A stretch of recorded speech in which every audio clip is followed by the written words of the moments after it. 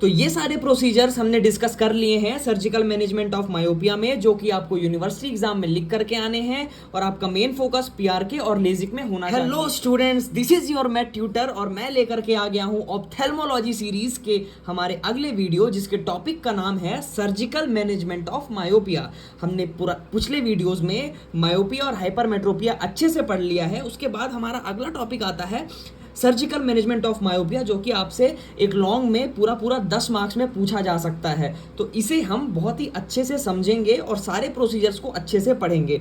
तो surgical management of myopia में हमें मेनली 2 प्रोसीजर्स पे फोकस करना है। सबसे पहला कॉर्निया बेस्ड प्रोसीजर्स और लेंस बेस्ड प्रोसीजर्स। तो ये 2 प्रोसीजर्स होते हैं जो कि हम सर्जिकल मैनेजमेंट ऑफ मायोपिया में देखते हैं। तो कॉर्निया बेस्ड प्रोसीजर्स में टोटल 4 टाइप की टेक्निक्स होती हैं और लेंस बेस्ड प्रोसीजर्स में टोटल 2 टाइप की टेक्निक्स होते हैं। तो सबसे पहले हम इनके नाम देख लेते हैं, जो कि आपको सबसे पहले क्लासीफाई करने पड़ेंगे। तो कॉर्निया बेस्ड प्रोसीजर्स में सबसे पहली टेक्निक जो होती है वो होती है रेडियल केराटोटॉमी, आरके। तो सबसे पहला नाम आप लिखोगे रेडियल केराटोटॉमी, आरके। और दूसरी टेक्निक होती है लेजर एब्लेशन कॉर्नियल प्रोसीजर्स। तो लेजर एब्लेशन कॉर्नियल प्रोसीजर्स में 2 टेक्निक्स और इंक्लूड होती हैं। तो सबसे पहले कौन सी हो गई? Radial keratotomy, RK. दूसरी होती है लेजर एब्लेशन कॉर्नियल प्रोसीजर। इसमें पहली आती है PRK, photo refractory keratotomy, photo refractive keratotomy PRK. और दूसरी होती है लेजिक टेक्निक। ये दोनों टेक्निक्स आज की डेट में हम मोस्ट कॉमनली यूज करते हैं मायोपिया के सर्जिकल मैनेजमेंट में, इसलिए हमें इन दोनों टेक्निक्स को अपने एग्जाम में बहुत ही अच्छे से बता करके आनी है। पूरे मार्क्स हमें इसके मिलने वाले हैं। तो पहली हो गई रेडियल केराटोटॉमी, दूसरी लेजर एब्लेशन कॉर्नियल प्रोसीजर, जिसमें पहली आती है पीआरके फोटो रिफ्रैक्टिव केराटोटॉमी और दूसरी होती है लेजिक। फिर तीसरा प्रोसीजर होता है refractive lenticular extraction, refractive lenticular extraction, relax बोलते हैं इसको। और चौथी होती है इंटरकॉर्नियल रिंग आईसीआर इम्प्लांटेशन। तो 4 ये प्रोसीजर्स होती हैं कॉर्निया बेस्ड प्रोसीजर्स में। Radial keratotomy, laser ablation corneal procedures, जिसमें पहले पीआरके और दूसरी लेजिक। तीसरी होती है रिफ्रैक्टिव लेंटिकुलर एक्सट्रैक्शन, रिलैक्स। और चौथी होती है इंटरकॉर्नियल रिंग आईसीआर इम्प्लांटेशन। फिर लेंस बेस्ड प्रोसीजर्स में हमारी 2 प्रोसीजर होती हैं। तो सबसे पहली होती है रिफ्रैक्टिव लेंस एक्सचेंज मेथड, और दूसरी होती है फेकिक रिफ्रैक्टिव लेंस पीआरएल और टेबल कॉन्टैक्ट लेंस आईसीएल। तो पहली कौन सी हो गई lens based procedure? Refractive lens exchange method. और दूसरी होती है फेकिक रिफ्रैक्टिव लेंस पीआरएल और इम्प्लांटेबल कॉन्टैक्ट लेंस आईसीएल। तो सबसे पहले हम बात करते हैं कॉर्नियल बेस्ड प्रोसीजर्स में। तो कॉर्नियल बेस्ड प्रोसीजर्स में सबसे पहली जो टेक्निक होती है वो होती है रेडियल केराटोटॉमी। तो रेडियल केराटोटॉमी आरके के बारे में हम बात करते हैं। इसमें हम क्या करते हैं कि इसमें हमें कॉर्निया में डीप रेडियल इंसिजन्स देने पड़ते हैं। तो ये हमारी कॉर्निया है, कॉर्निया में हमने ये डीप रेडियल इंसिजन्स दिए हैं, रेडियल इंसिजन्स लगाते हैं in peripheral part of cornea. तो कॉर्निया के पेरीफेरल पार्ट में हमें डीप रेडियल इंसिजन्स देना पड़ता है up to 90% corneal thickness. Cornea की 90% थिकनेस तक हम डीप रेडियल इंसिजन्स देंगे। कहाँ पे? कॉर्निया के पेरीफेरल पार्ट में, leaving the central 4 millimetre of optical zone. तो कॉर्निया का जो सेंट्रल 4 मिलीमीटर ऑप्टिकल जोन होता है उसे हमें स्पेयर करना पड़ता है। पेरीफेरल पार्ट में हम डीप रेडियल इंसिजन्स देते हैं अप टू 90% कॉर्नियल थिकनेस। इस डायग्राम में मैंने आपको वो रेडियल इंसिजन्स शो किए हैं। तो जो हमने इंसिजन्स दिए हैं वो हीलिंग के बाद क्या करेंगे? फ्लैटन्स द सेंट्रल कॉर्निया। तो जो हमारी जो सेंट्रल कॉर्निया है वो हमारी फ्लैट हो जाएगी due to healing of the incisions. तो इंसिजन की हीलिंग की वजह से हमारी सेंट्रल कॉर्निया फ्लैटन हो गई। Therefore refractive power will be decreases. तो जो रिफ्रैक्टिव पावर है वो आई की डिक्रीज हो जाएगी और जो हमारा मायोपिया है वो 2 से 6 डायोप्टर तक का मायोपिया हमारा करेक्ट हो जाएगा। तो क्या किया? डीप रेडियल इंसिजन्स दिए अप टू 90% कॉर्नियल थिकनेस में। कहाँ दिए? Peripheral part of cornea, leaving central 4 millimetre of optical zone. जो इंसिजन्स है वो upon healing flatten the corneal central cornea को फ्लैटन करेंगे, जिसकी वजह से रिफ्रैक्टिव पावर डिक्रीज हो जाएगी और 2 से 6 डायोप्टर तक का मायोपिया करेक्ट हो सकता है। तो ये हमारी आरके टेक्निक हो गई। आरके टेक्निक के डिसएडवांटेजेस क्या क्या हैं? सबसे पहला, जो कॉर्निया है वो वीक हो सकती है। तो सबसे पहला जो रिस्क फैक्टर होता है वो कॉर्निया इज वीकेंड। दूसरा होता है अनइवन हीलिंग के चांसेस होते हैं। तो अनइवन हीलिंग की वजह से इरेगुलर एस्टिग्मेटिज्म के रिस्क होती है। तो सबसे पहला क्या हुआ disadvantage, cornea is weekend, uneven healing की वजह से इरेगुलर एस्टिग्मेटिज्म का रिस्क होता है। और तीसरा होता है पेशेंट में feel glare at night, night में उसे ग्लेयर की फीलिंग्स आ सकती हैं, जो कि वो कंप्लेन करेगा कि मुझे रात में बहुत ही ग्लेयर जैसा फील हो रहा है, इसलिए इसे हम आज की डेट में यूज़ नहीं करते हैं। तो ये 3 इसके डिसएडवांटेजेस हो गए। तो दूसरी टेक्निक जो होती है मोस्ट इंपॉर्टेंट, जो आज की डेट में हम यूज़ करते हैं, वो है लेज़र एब्लेशन कॉर्नियल प्रोसीजर्स। तो लेज़र से हम एब्लेट करते हैं, कॉर्निया को कट करते हैं। एब्लेशन मतलब एक तरह से कट करना होता है लेज़र के थ्रू। तो लेज़र एब्लेशन कॉर्नियल प्रोसीजर्स, इसमें 2 प्रोसीजर आती हैं। सबसे पहला फोटो रिफ्रैक्टिव केरेटेक्टोमी, PRK, और दूसरी होती है laser assisted in situ keratomileusis, laser assisted in situ keratomileusis. LASIK, इसका फुल फॉर्म क्या होता है, लेजिक। आज की डेट में हम इसे लेजिक के नाम से जानते हैं। ये दोनों प्रोसीजर्स हमें अच्छे से समझनी है। तो फोटो रिफ्रैक्टिव केरेटेक्टोमी PRK में क्या होता है कि optical zone of anterior corneal stroma, तो एंटीरियर कॉर्नियल स्ट्रोमा का जो ऑप्टिकल जोन है, हमारी कॉर्निया का जो स्ट्रोमा वाला पार्ट है, तो एंटीरियर कॉर्नियल स्ट्रोमा जो है उसका ऑप्टिकल जोन जो है उसको हम फोटो एब्लेटेड करते हैं। मतलब लेज़र की वजह से उसको जो हम कट करते हैं, एक लेयर उसका निकाला जाता है। तो किसके थ्रू, एक्साइमर लेज़र के थ्रू। एक्साइमर लेज़र के थ्रू हम फोटो एब्लेशन करते हैं एंटीरियर कॉर्नियल स्ट्रोमा में। एंटीरियर कॉर्नियल स्ट्रोमा के ऑप्टिकल जोन में हम फोटो एब्लेशन करते हैं एक्साइमर लेज़र के थ्रू, जिसकी वजह से फ्लैटनिंग ऑफ कॉर्नियल स्ट्रोमा होगा।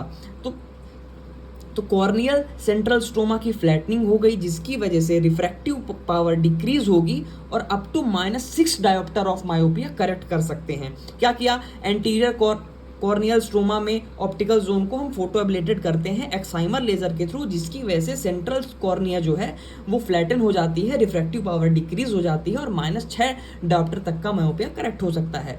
तो ये हमारी PRK मेथड हो गई। ये आपको ऐसा ही का ऐसा लिखना पड़ेगा। दूसरी जो टेक्निक होती है वो होती है लेजिक टेक्निक। फुल फॉर्म क्या है, लेज़र असिस्टेड इन सिटू केरेटोमेलिसिस।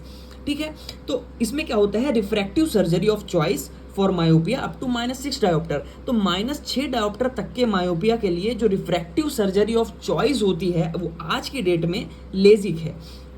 इसमें क्या करते हैं कि अ फ्लैप ऑफ -30 से -160 माइक्रोमीटर थिक, 130 से 160 माइक्रोमीटर थिक का एक फ्लैप बनाया जाता है। मैं आपको फोटो दिखाऊंगा, उसमें जो कॉर्निया है, कॉर्निया से एक फ्लैप निकालते हैं। पहले पूरा कट नहीं किया जाता है, एक टोपी के जैसा एक फ्लैप ऊपर किया जाता है।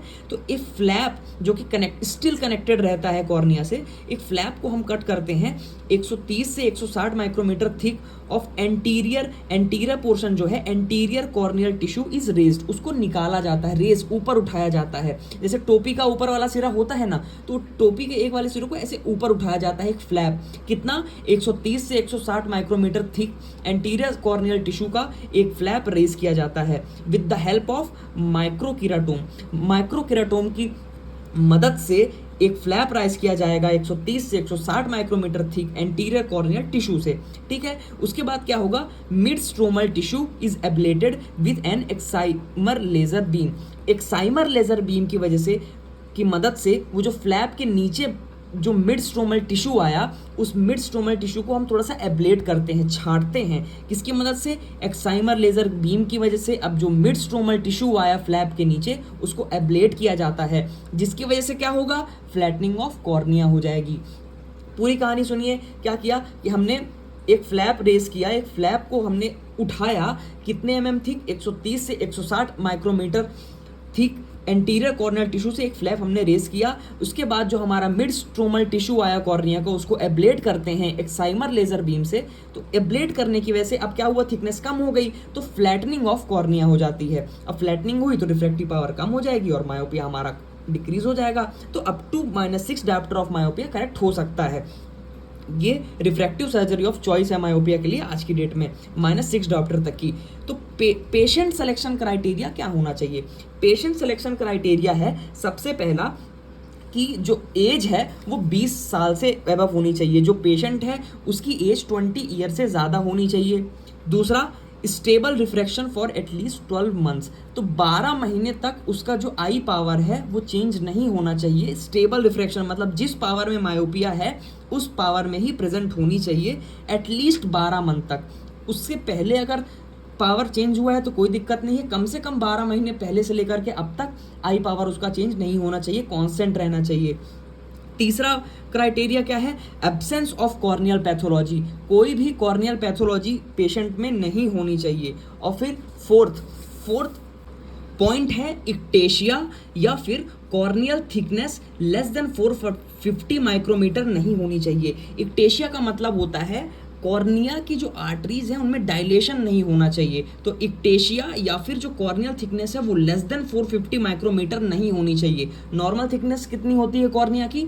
540 माइक्रोमीटर होती है, तो इक्टेशिया या फिर corneal thickness less than 450 micrometre नहीं होनी चाहिए। ये एब्सोल्यूट कॉन्ट्रा इंडिकेशन होता है लेजिक का, मतलब अगर ये कंडीशन है इक्टेशिया या फिर corneal thickness less than 450 micrometre है तो लेजिक नहीं हो सकता है। जैसा कि आप सभी देख सकते हैं कि लेसिक प्रोसीजर को इस डायग्राम और फ्लो चार्ट के थ्रू बहुत ही अच्छे से समझाया गया है। सबसे पहले हमने क्या बात करी कि एक माइक्रोकेराटोम के थ्रू, ये हमारा हो गया माइक्रोकेराटोम के थ्रू एक एंटीरियर कॉर्नियल टिश्यू को रेस किया जाता है कॉर्निया से। तो आप देख सकते हैं माइक्रोकेराटोम के थ्रू यहाँ पे कॉर्निया से एक फ्लैप को रेस किया जा रहा है और आप देख सकते हैं कि कॉर्नियल फ्लैप को यहाँ पे रेस कर दिया गया है। उसके बाद क्या किया जाता है? उसके बाद मिड स्ट्रोमल टिश्यू जो बनता है, ये जो मिड स्ट्रोमल टिश्यू है इससे हम एक्साइमर लेज़र बीम के थ्रू एक टिश्यू को एब्लेट करते हैं। क्या है? एक्साइमर लेज़र बीम के through photo ablation of stromal bed का फोटो एब्लेशन किया जाता है। तो सबसे पहले क्या हुआ? माइक्रोकेराटोम से एक एंटीरियर कॉर्नियल टिश्यू में एक कॉर्नियल फ्लैप रेस किया गया। उसके बाद जो मिड स्ट्रोमल टिश्यू बचता है एक एक्साइमर लेज़र बीम के थ्रू फोटो एब्लेशन किया जाता है और फोटो एब्लेशन के बाद क्या होता है, जो हमारी कॉर्निया होती है वो फ्लैट हो जाती है और फ्लैट होने की वजह से हमारा मायोपिया करेक्ट हो जाता है। तो -6 डायोप्टर तक का मायोपिया इसमें हम करेक्ट कर सकते हैं। तो इसका एक बार प्रोसीजर देख लेते हैं कि lamellar corneal flap bye microkeratome के थ्रू एक लैमेलर कॉर्नियल फ्लैप को रेज किया जाता है। उसके बाद क्या होता है? Corneal flap being lifted, corneal flap को लिफ्ट करके रेज कर दिया जाता है और उसको साइड कर देते हैं। ठीक है, उसके बाद क्या, हम एक्साइमर लेजर बीम के थ्रू जो हमारा स्ट्रोमल बेड है, मिड स्ट्रोमल टिश्यू है, उसको हम फोटो एब्लेशन करते हैं। फोटो एब्लेशन करने के बाद क्या होता है, जो फ्लैप होता है उसको वापस से रिपोजिट कर दिया जाता है उसके पोजीशन पे, और रिपोजिट करने के बाद क्या होता है, जो हमारी कॉर्निया है वो थिन हो जाती है और फ्लैटर हो जाती है और हमारा मायोपिया करेक्ट हो जाता है। अब हम देखते हैं कि एडवांटेज ऑफ लेजिक मेथड क्या क्या हो सकते हैं। सबसे पहला, मिनिमल और नो पोस्ट ऑपरेटिव पेन, कोई भी पेन नहीं होगा पोस्ट ऑपरेशन के बाद, कोई भी डिस्कम्फर्ट फील नहीं होगा, बहुत ही मिनिमल या फिर no post operative pain patient को नहीं होगा। दूसरा, recovery of vision is very early compare to PRK की कंपेरेटिवली जो विजन है, विजन की रिकवरी बहुत ही ज़्यादा अर्ली हो जाती है, इसलिए इसको हम आज की डेट में इसको मेथड ऑफ चॉइस करते हैं, मेथड ऑफ सर्जरी कहते हैं मायोपिया के लिए। तो मिनिमल और no post operative pain, recovery of vision is very early compare to PRK. और तीसरा होता है no risk of perforation during surgery के टाइम पे परफोरेशन का कोई रिस्क नहीं होता है। तो ये 3 एडवांटेजेस होते हैं लेजिक के, मिनिमल और no post operative pain, recovery of vision is early compare to PRK और no risk of perforation during surgery. Disadvantages क्या क्या हो सकते हैं लेजिक के, आइए हम बात करते हैं। सबसे पहला, वेरी एक्सपेंसिव, काफ़ी एक्सपेंसिव प्रोसीजर होता है।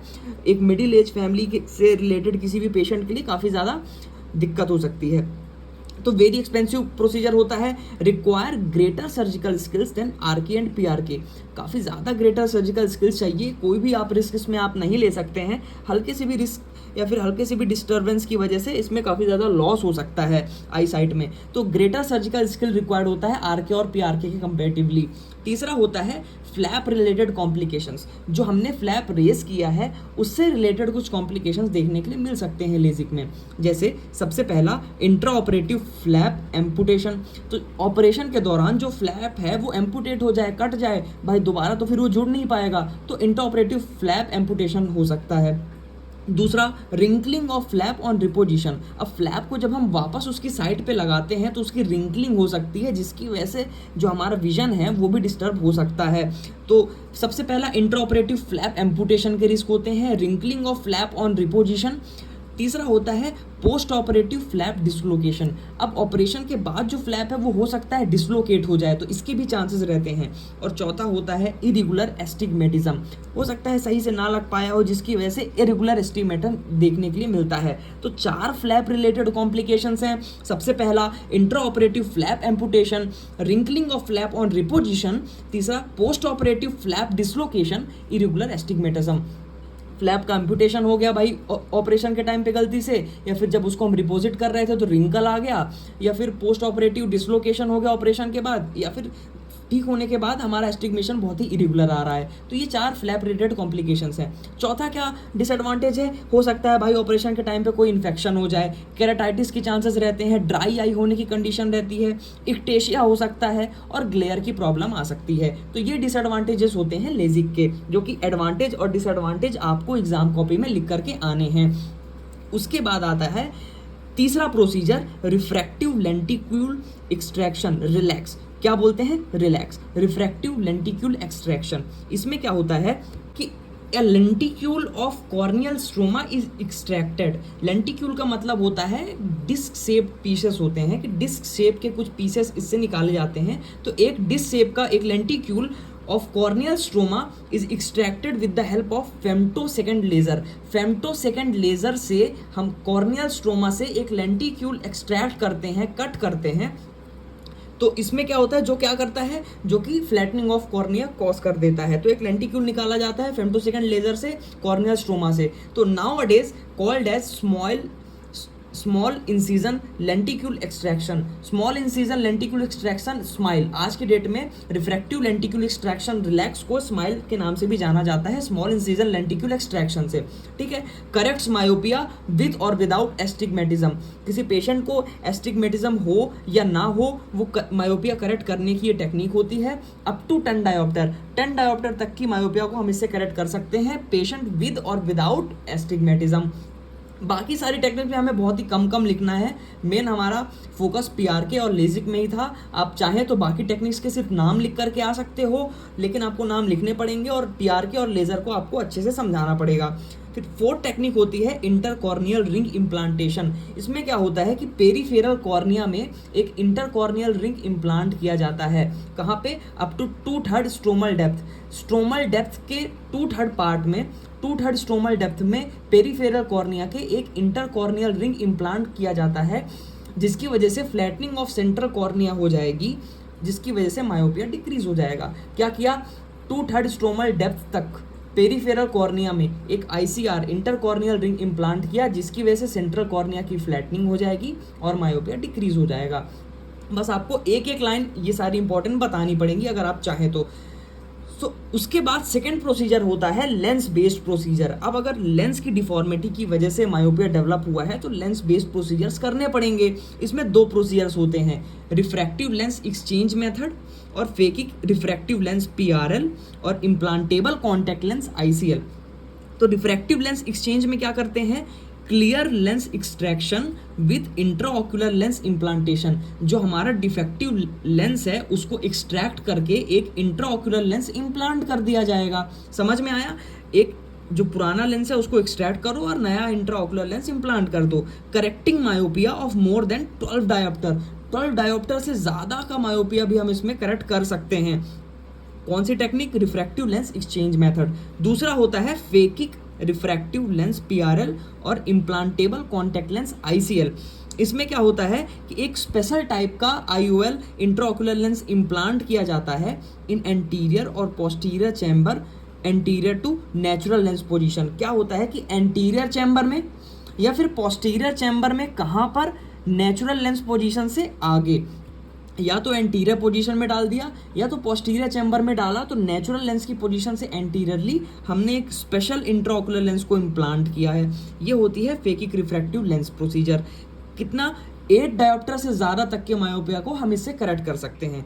तो ये सारी प्रोसीजर्स हमारी सर्जिकल मैनेजमेंट ऑफ मायोपिया की ख़त्म हुई। आपको ये सारे प्रोसीजर्स के सबसे पहले नाम लिखने पड़ेंगे। नाम लिखने के बाद आपको PRK और लेजिक अच्छे से समझाना पड़ेगा। आप इसमें आपको अच्छे से नंबर मिल सकते हैं। तो यहाँ से हमारा सर्जिकल मैनेजमेंट ऑफ मायोपिया खत्म होता है। वीडियो पसंद आया हो तो प्लीज़ लाइक करिएगा, शेयर करिएगा और सब्सक्राइब करना मत भूलना। Thank you.